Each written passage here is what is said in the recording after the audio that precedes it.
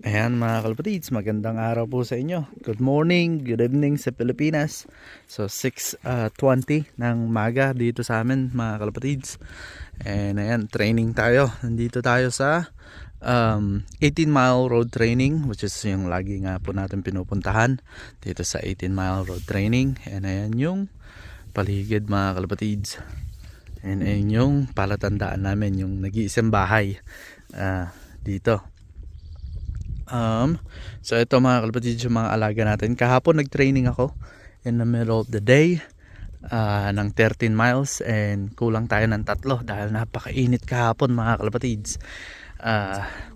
Late na silang, nakauwi na sila bago ako nakarating ng bahay, pero merong mga paisa-isa, dalawa na late nang dumating.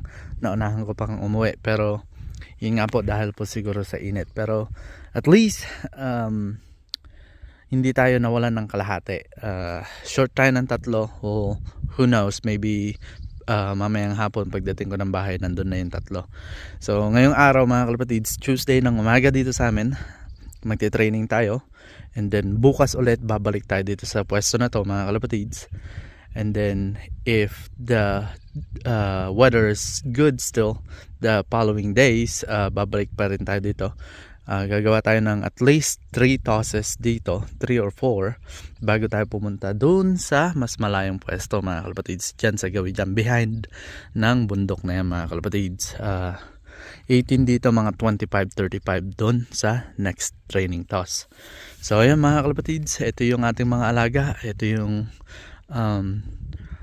itsura ng bundok, and walang masyadong hangin. Kaya maganda to. Pagpapahingayin lang natin ng konti yung mga ibon, and then re-release natin sila mga kalapatids. So balik po ako sa inyo mga kalapatids. Ayan mga kalapatids, magre-release na tayo. Iayos lang natin tong phone. Ayan mga kalapatids, ayan po siguro magandang view, or maybe like this,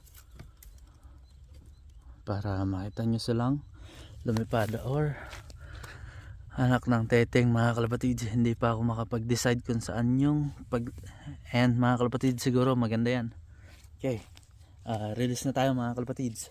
6:25.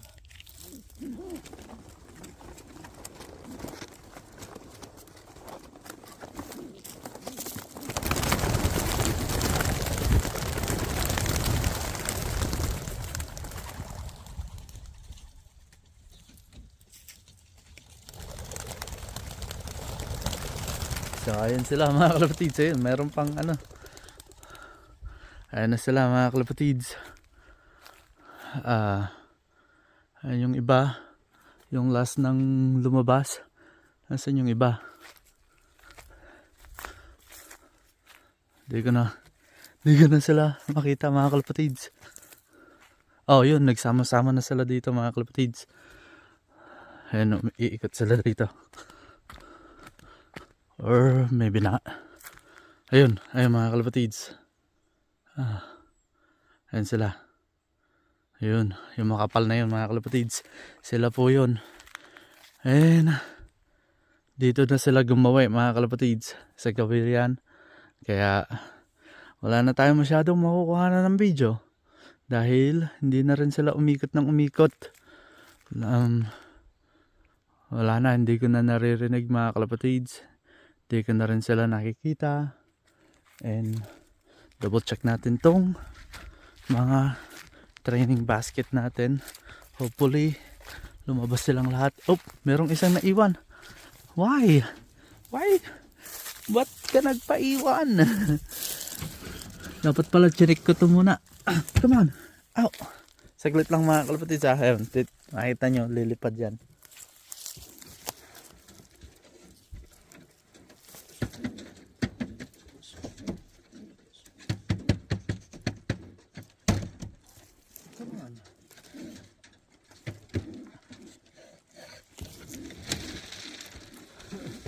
Ba't ka nagpaiwan?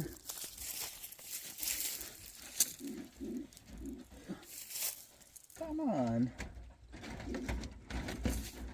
Did you get injured or something?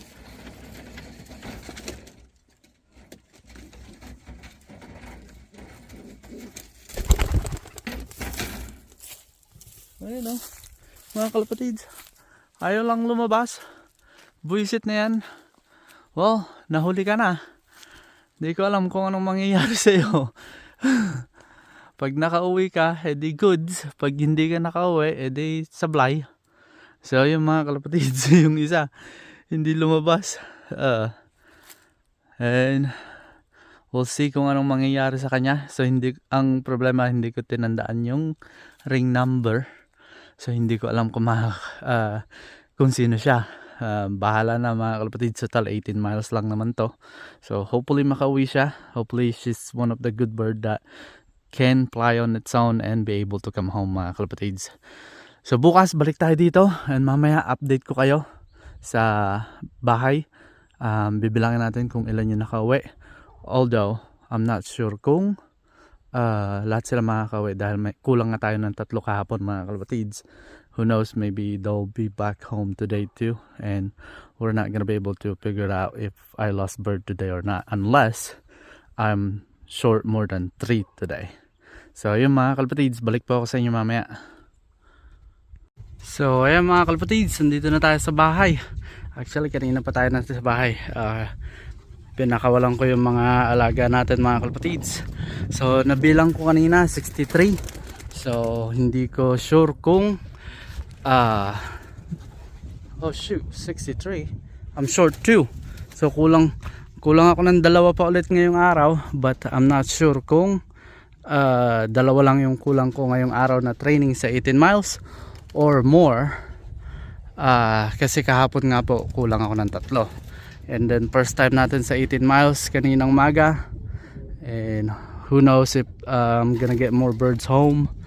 But tomorrow kailangan ulit natin mag training dahil medyo kapos na tayo sa araw, sa oras ng pagtitraining mga kalapatids. Pero yan yung mga alaga natin. Nagbukas nga po tayo ng loft. So yung mga kalapatids, yun lang po ang konting update dito sa Francis M. Loft.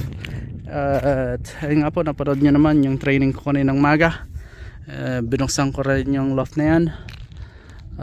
So yun po, hanggang dito na lang po muna to mga kalapatids. Shoutout po ulit sa inyong lahat. Shoutout Team Yahoo.